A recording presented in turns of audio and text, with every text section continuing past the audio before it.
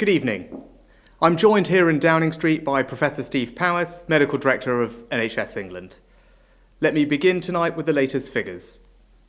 4,043,686 tests have been carried out in the UK, including 131,458 tests yesterday.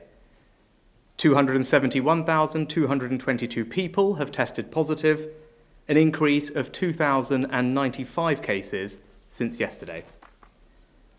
Sadly, of those who tested positive for coronavirus across all settings, 38,161 people have now died.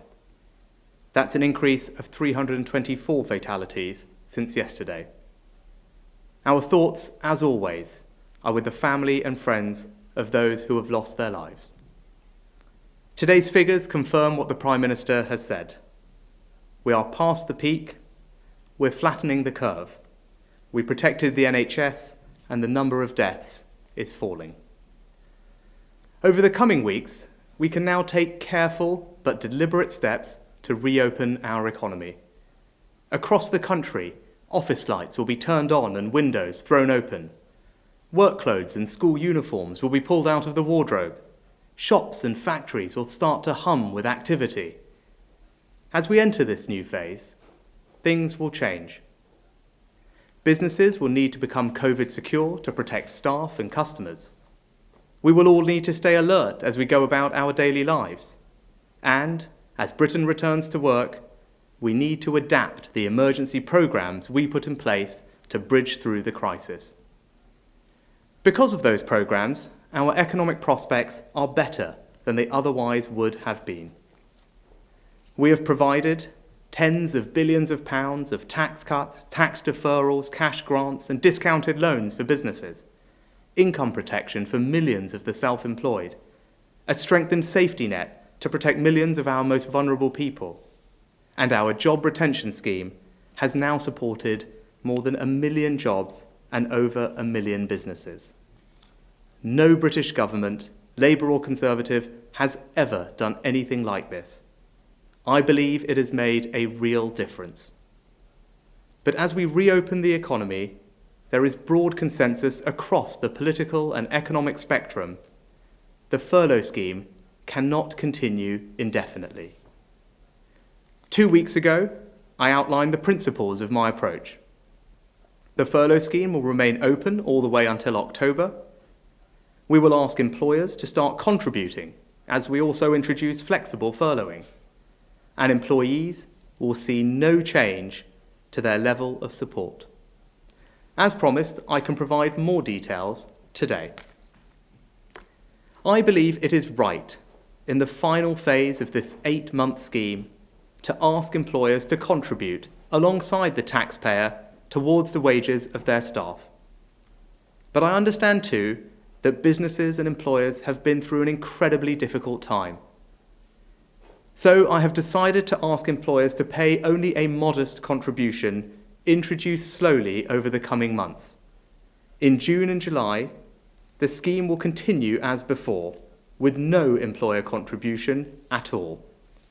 In August, the taxpayer contribution to people's wages will stay at 80%. Employers will only be asked to pay national insurance and employer pension contributions, which, for the average claim, account for just 5% of total employment costs. By September, employers will have had the opportunity to make any necessary changes to their workplaces and business practices. Only then, in the final 2 months of this 8-month scheme, will we ask employers to start paying towards people's wages. In September, taxpayers will pay 70% of the furlough grant, with employers contributing 10%. In October, taxpayers will pay 60% and employers will contribute 20%. Then, after 8 months of this extraordinary intervention, of the government stepping in to help pay people's wages, the scheme will close. The biggest request I've heard from businesses, large and small, right across our country, is to have the flexibility to decide what is right for them. So, to protect jobs and help businesses decide how quickly to bring their workforce back, we are introducing a new, more flexible furlough. This is a critical part of our plan to kickstart the economy. The financial security of the furlough scheme has been a relief for many, but at the same time, people want to work. No one wants to be at home on furlough. No one wants to feel unable to contribute. So HMRC and the Treasury have worked hard to put the flexible furlough in place, not from August the 1st as originally planned, but from July the 1st, 1 month early. From July the 1st, employers will have the maximum possible flexibility to decide on the right arrangements for them and their furloughed staff. For instance, if you were watching at home and on furlough, your employer could bring you back 2 days a week. They would pay you for those 2 days as normal, while the furlough scheme would continue to cover you for the other 3 working days. To allow us to introduce this new flexible furlough from July the 1st, we will need to close the old scheme to new entrants on June the 30th. Employers wanting to place new employees on the scheme will need to do this by June the 10th, to allow them time to complete the minimum furlough period before then. Alongside the furlough scheme for employees, our economic response has also supported the self-employed. 2.3 million people have now applied for our income support scheme. I know people have been waiting to hear whether the scheme will be extended, and I understand people have been anxious. I can confirm today the self-employment income scheme will be extended with applications opening in August for a second and final grant. The final grant will work in the same way as the first did, paid out in a single instalment covering 3 months' worth of average monthly profits.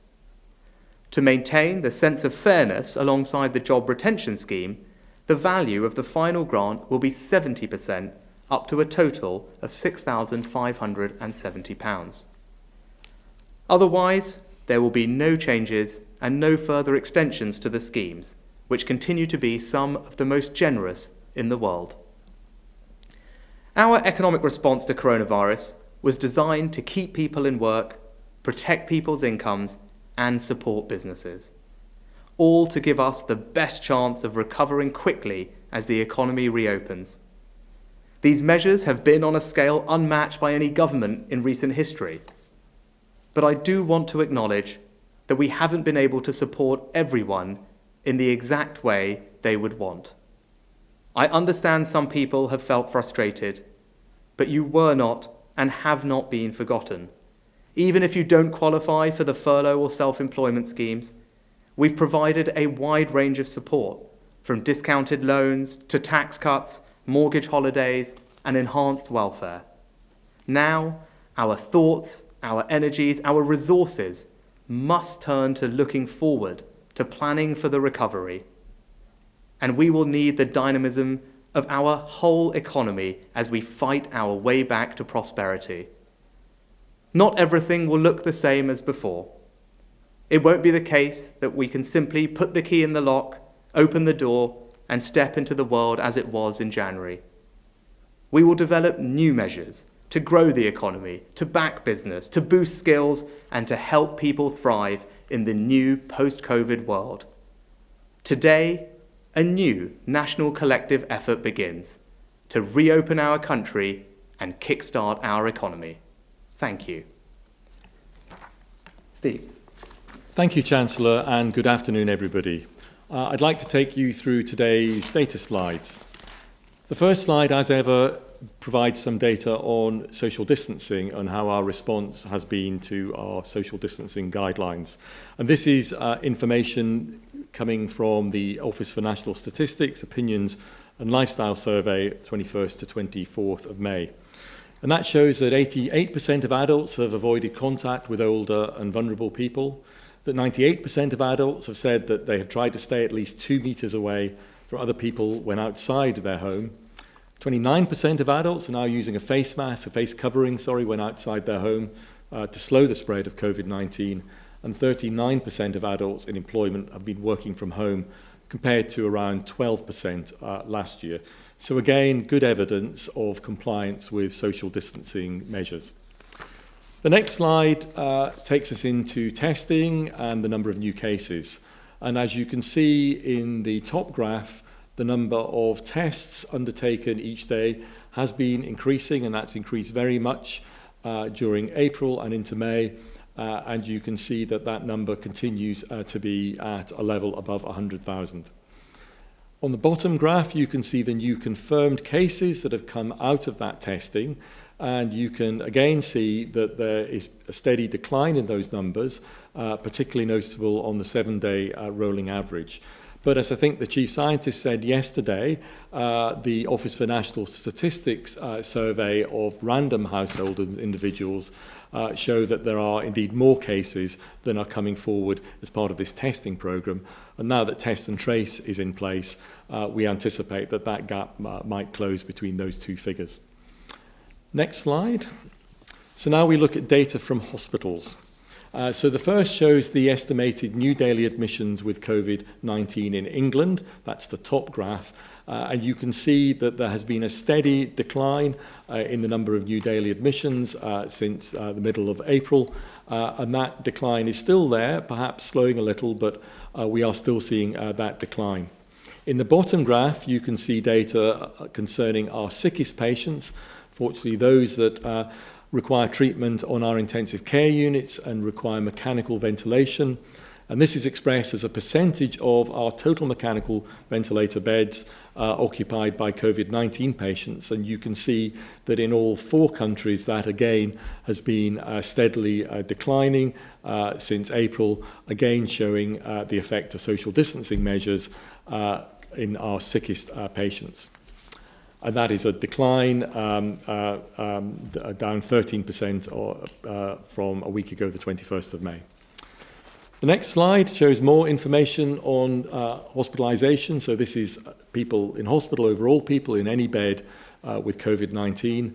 8,287 people in hospital, down from 9,397 last week, so a drop of over 1,000. The graphs show that on a regional basis. You can see throughout the UK and in devolved administrations that there are steady declines throughout. Again, as I've said before, the most dramatic decline has been in London, which had the most dramatic peak and the highest peak in April. In the next slide and the final slide, we move to deaths, again, the saddest component of this data set. Again, you can see that the key measure here is a 7-day rolling average, which takes out the variation that we see from day to day, and particularly the reporting variation at weekends.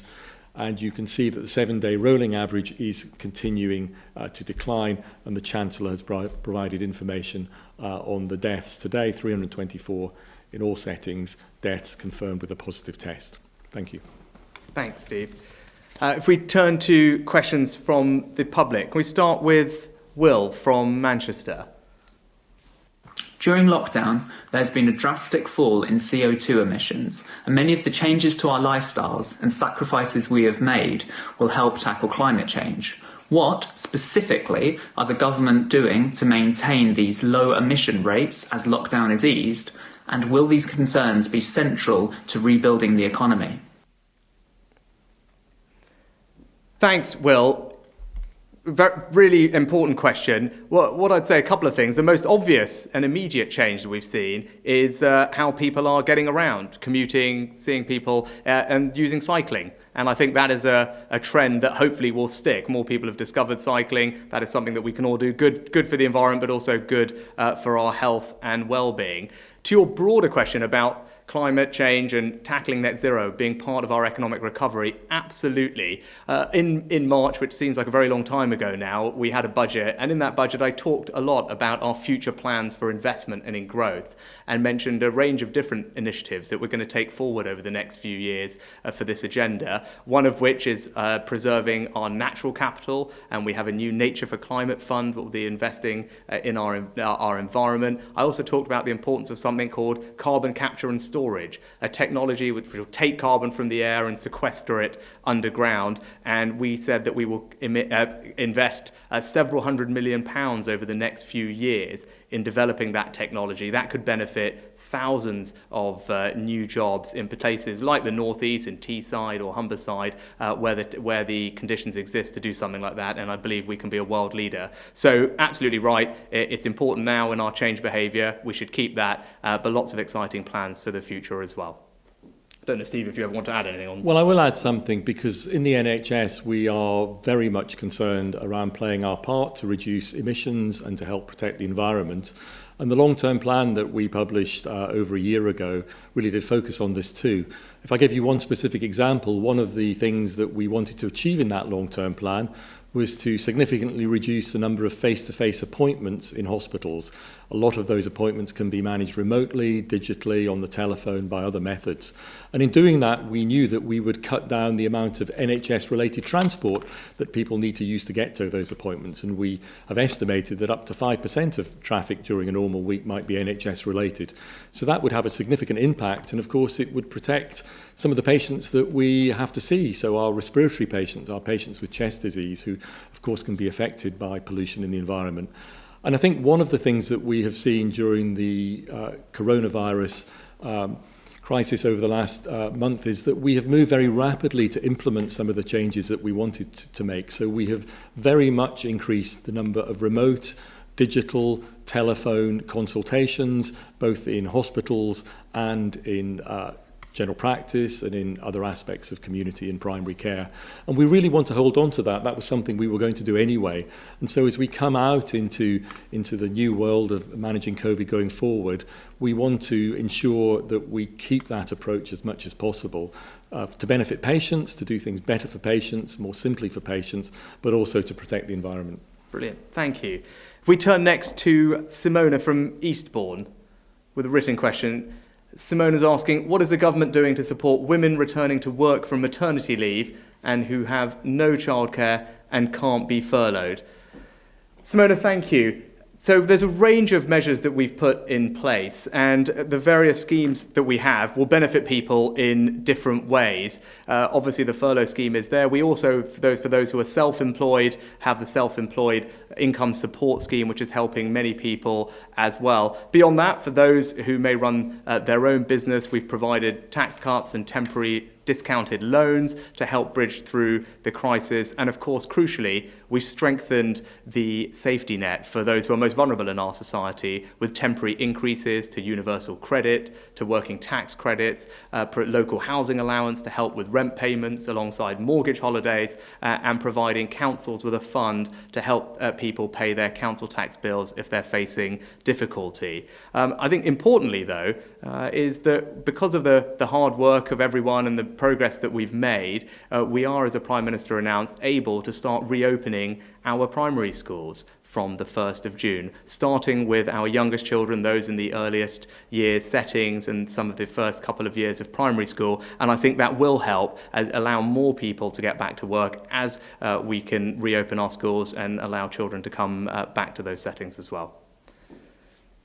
Great. I think if we turn to some questions from the media, I think first up, we've got Faisal Islam from the BBC. Faisal, are you there? I am, Chancellor. Thank you.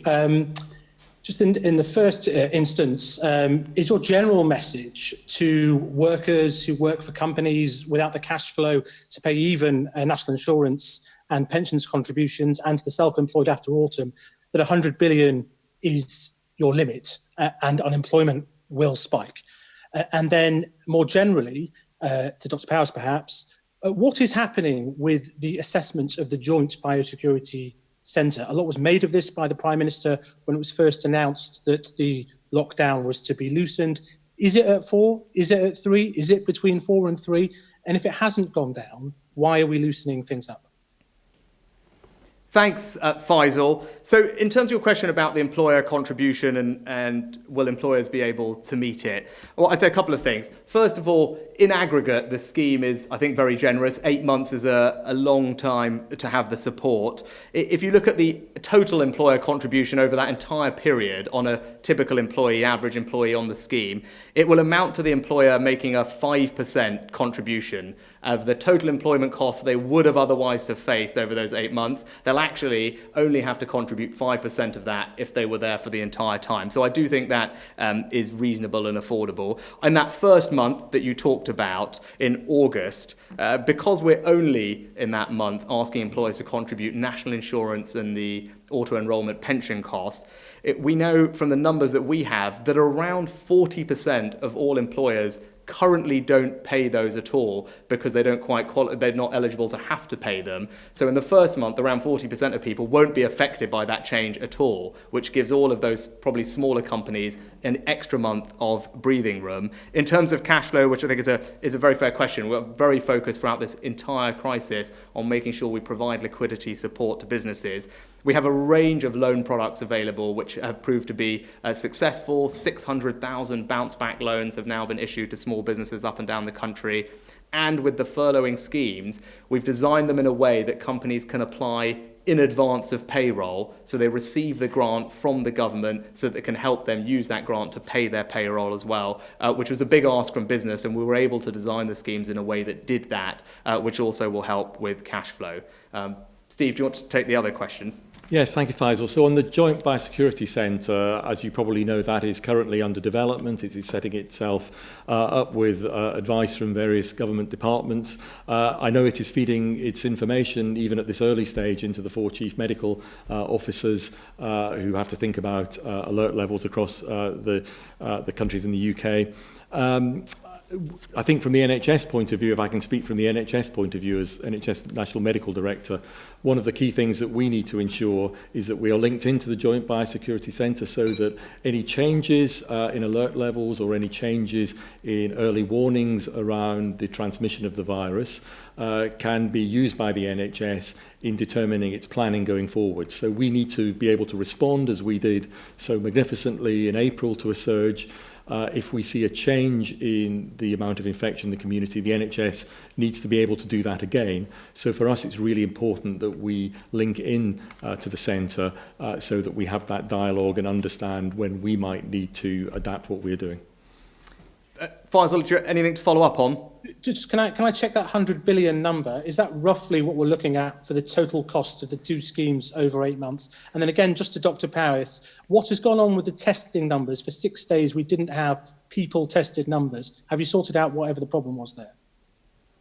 I think, Faisal, in terms of the cost estimates, as you know, the Office for Budget Responsibility have provided a range of estimates, which I would point you to. And we publish, obviously, a weekly a calculator or weekly projection of where we are in the scheme and the total claims. It's difficult now to say what the aggregate cost over the entire life will be, because now that we've introduced part-time furloughing for the last few months of the scheme from July, that will obviously adjust people's working patterns, bring people back from furlough into work. It's difficult to predict precisely exactly how that will work, so I can't give you a precise estimate, but I would refer you to the OBR numbers, which I think you referenced, which are probably the best estimate that we have at the moment from anyone who's looked at this in detail.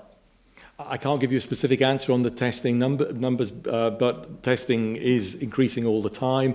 And this week we have started adding in the antibody test, the serology test, that tells you whether you have had the virus rather than whether you've got it. And that is being rolled out now in hospitals and healthcare facilities as we speak. Brilliant. Thank you, Faisal. If we could turn next to Ed Conway from Sky. Ed? Yeah, thanks, Chancellor. I mean, this feels like a big moment because it's kind of the moment where you're beginning to take the UK off this extraordinary support scheme. Is it fair to say this is, in kind of economic terms at least, is where the easy bit ends and the tough bit begins? So unemployment rises potentially and so on.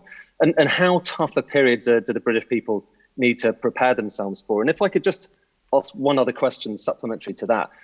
I noted you're calling this the flexible furlough scheme, which kind of raises a bit of a question. In the event that there is a second spike in the virus involving some more lockdown measures, will you undertake to switch the furlough scheme back on? Or once it's over, is it just over?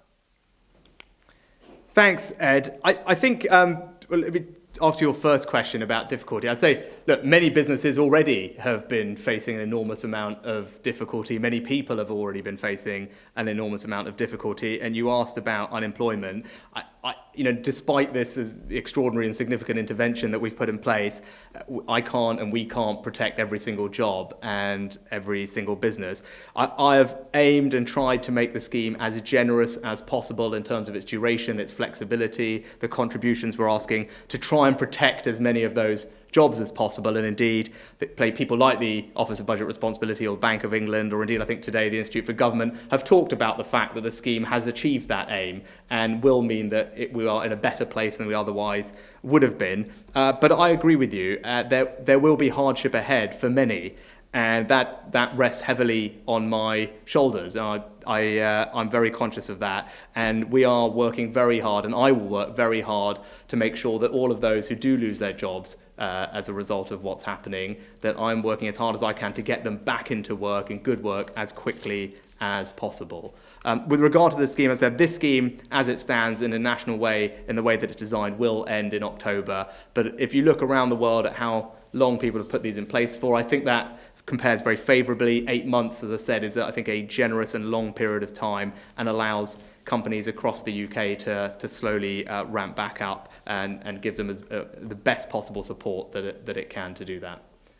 Steve, anything? I don't think there were no other questions. Ed, do you want to anything else follow up on? I mean, sorry, since I have a chance, I of course. will. But because you talked about planning for the recovery, and as part of that, you might well need extra tax measures and stimulus measures to try to get the economy going. You talked about kickstarting the economy. Can you just give any sense as to what that might comprise, and in what form at least might we hear about it? Is there going to be an emergency budget, perhaps? When I'm always asked about these things, you'll forgive me for giving the same answer to all of them, Ed, which I can't and won't talk about future budgets today. But in terms of the format or timing of that, of something like that, rather than the content, what I had said previously is that I was planning to have an autumn budget to get us back onto a cycle of autumn budgets. As you well know, we release the timing of events like that in the normal course of business, and that's exactly what we would do.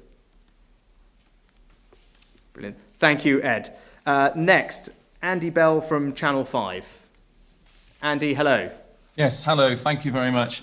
For the Chancellor, Chancellor, the government's always said it's following the science on its dealings with the coronavirus crisis, but Downing Street this morning confirmed that the alert level remains at 4. The Prime Minister had said he was hoping it was going to go down to 3, but it remains at 4, we're told today. And under the government's own definition of these levels, it's only at 3 that you can have the gradual relaxation of restrictions, but we're going ahead with the relaxation of restrictions, certainly in England. Does that mean we're no longer following the science? We're prepared to take decisions based on other factors? And Dr. Powis, how worried are you that we're just being a little bit too risky about how we're going forward with relaxing these restrictions?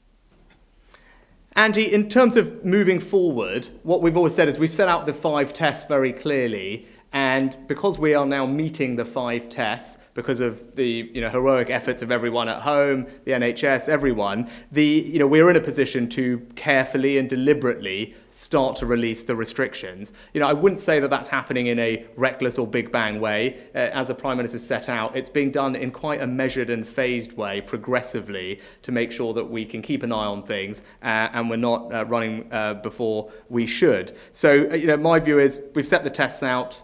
We are meeting the test, and therefore we're in a position to do these moves. They are progressive and measured moves. We constantly are keeping an eye on everything, and I think Steve would probably echo that there's been no change in the dialogue or the relationship we have or the advice we receive. We remain very cognizant of the scientific advice, very engaged in it, and listening to it very strongly. Yes, well, as you know, the important thing is to keep the transmission rate, that R rate, below 1, because that means that the number of infections is declining over time rather than increasing. And of course, we all want to ensure that remains the case, and the scientific advice to the government will be how that can be done through a range of different measures or approaches. But I think it's really important going forward because we still do have infections in the community, 7,000 or 8,000 according to the Office for National Statistics, as I said earlier. It's really important that we monitor infection rates in the community very, very closely. And if there is any hint or any sign that the infection rates are going back up, that the R rate is going above 1, that action is taken to ensure that R goes below 1 again. And that will be the scientific advice, and I'm sure the government would also want to take account of that advice as well in keeping R below 1 so that we can avoid any second peak or any second increase in the virus. Andy? Yeah, can I just come back on that? Of course, I mean, it just sounds like, you know, the Prime Minister was clearly hoping we would be able to say we've gone from 4 to 3.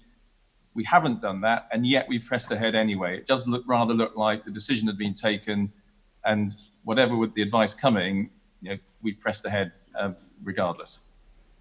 No, I'm not sure that's right. I mean, when we've made these decisions, we've always done them in conjunction with the latest scientific advice, and Steve and his colleagues are completely aware of everything we're doing. I think the other thing that Steve touched on, which I think is important and certainly has been important in the conversations I've had with Sir Patrick or Chris Whitty, are around our ability to now keep an eye on things, which because of the test, track and trace system, because of our new surveillance operation and the information we're gathering, that's something that has changed from where we were previously. We now have stood up, I think, in a very impressive effort, and I pay tribute to all the people involved in it, this ability to really track what is happening, measure what is happening across the country, and react quickly if need be in a more targeted fashion. And I know that's something that all of the scientists were keen for us to put in place, and helps give them confidence that we can move forward in this way, but we will be able to spot problems and react quickly and in a targeted fashion should the need arise.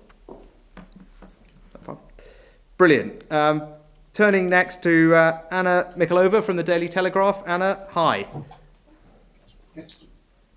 Hi, Chancellor. Many businesses have said they'll struggle to stay afloat with a 2-metre distancing rule in place, in particular in hospitality. This week, the Prime Minister suggested he would like to see the 2-metre rule reduced. Would you like to see it reduced?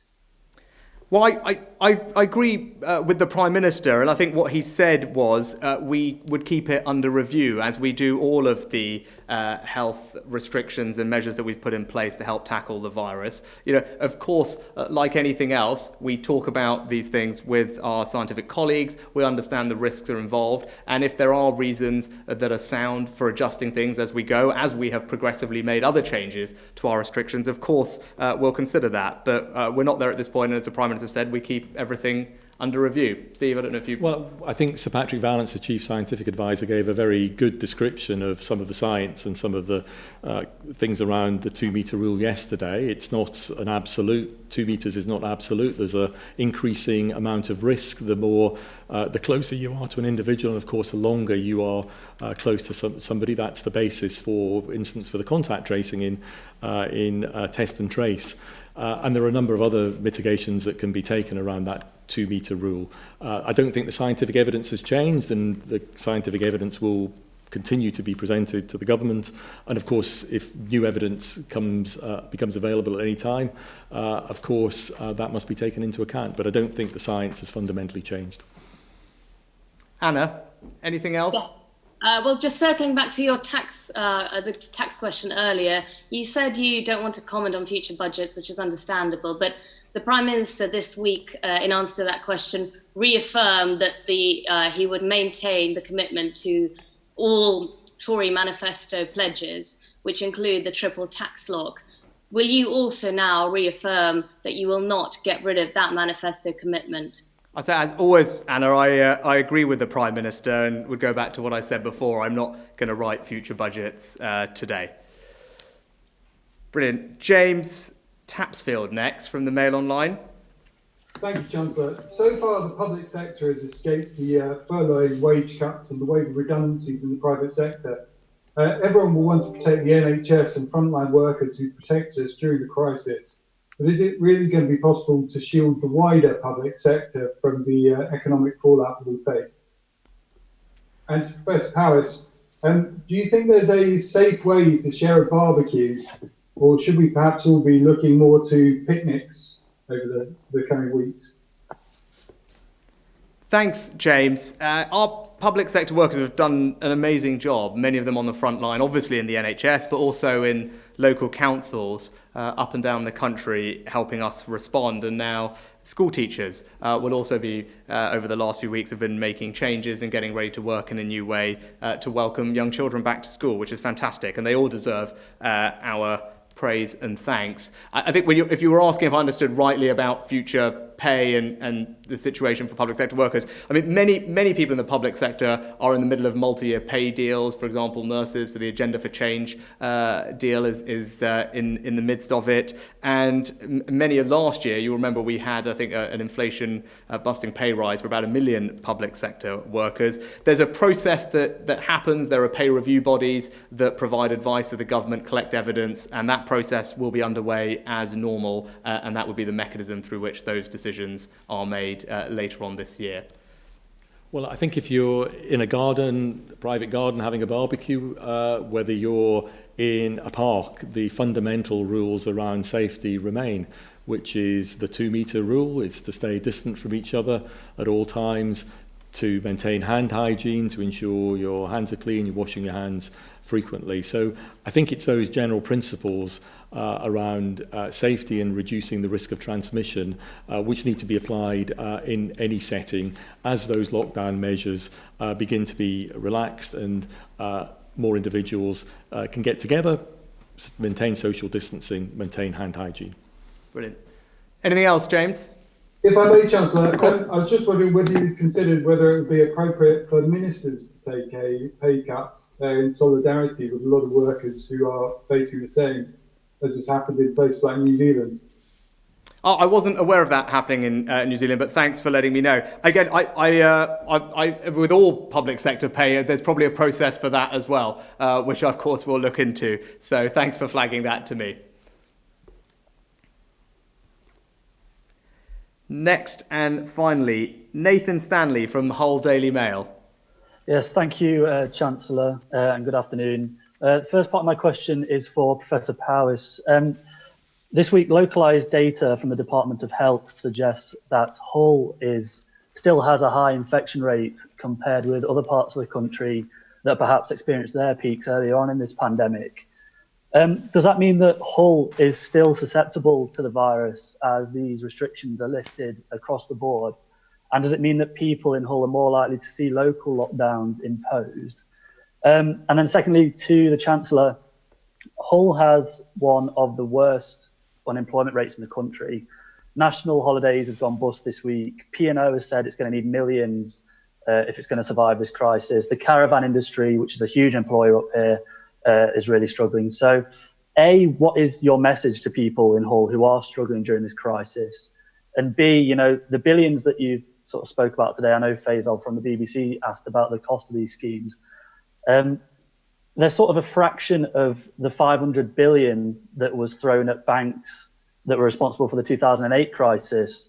So can this Tory government pledge to support the workers that it's been protecting throughout after the months and years after these schemes elapse?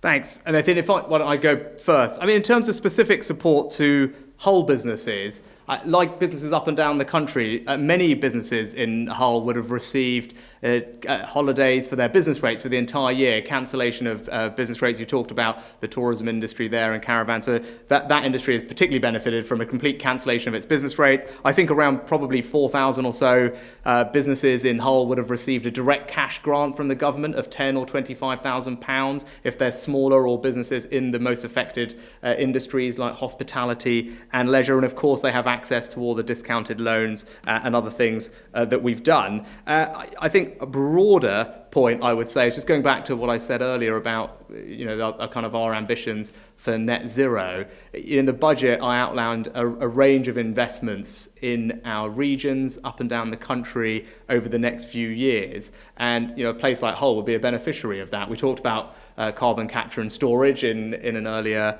answer, and obviously the region around Hull has seen amazing growth in offshore wind production, and carbon capture and storage again is something that could be a growth industry for a place like Hull. So I actually think there are lots of opportunities that this government will provide for everyone living in Hull and the region to participate in future growth. And with regard to standing behind workers, I think absolutely that's what this government has done. The furlough scheme, which we've talked about today in particular, was perhaps the most strongest expression of our values as a government and our desire to stand behind those working in this country who, through no fault of their own, have faced a very difficult time over the last few months. That's why we put this extraordinary and unprecedented intervention into place, to do exactly that, to stand behind Britain's workers. And on local infection rates, Nathan, I think you're quite right. There will be variation in the amount of infection around different parts of the country. That's not unusual in an infectious disease. For instance, in the flu season, which we have every winter, we see variation in the amount of flu in different parts of the country as we go through the winter months. I think the second important point, though, is that our estimate of the R number across all regions in England and parts of the UK is that it is below 1, which means that although there might be some difference in underlying infection rates, the trend is downwards in all parts of the country. And then on the point about whether there might need to be local lockdowns or restrictions, I think what we might find as we continue to see a reduction in the amount of infection is much more localised outbreaks. And we know that we can see outbreaks in infectious diseases, and this in one sense is no different in areas where people are living closer together, so dormitories, for example, prisons might be another that we've talked about, and I think that will require local intervention, local public health intervention to manage those localised outbreaks. And in an earlier question, we talked about the Joint Biosecurity Centre, so the JBC and Public Health England. One of their key things will be to ensure that we detect those outbreaks, localised outbreaks, very early, and the appropriate interventions are made to ensure that the transmission between individuals is broken and the outbreaks dissipate before they can become a wider problem within the community. Brilliant. Thank you, Nathan. I think that brings us to the end of today's press conference. Thanks, Professor Powys, for all your time, and thank you everyone at home for your time, and thank you as ever for going through us together with this, all of us together through what is a very difficult time. But as we are seeing progressively week by week, things are improving. We are able to lift restrictions, and bit by bit we can try and get our lives back to a new normal. But it is a new normal that I believe is filled with opportunity for all of us. We've talked today a little bit about the economy, and as I said, today a new national collective effort begins. We can start to reopen our country and kickstart our economy, get our lives back to normal, and it's something that we will do all together. Thank you very much. Have a good weekend.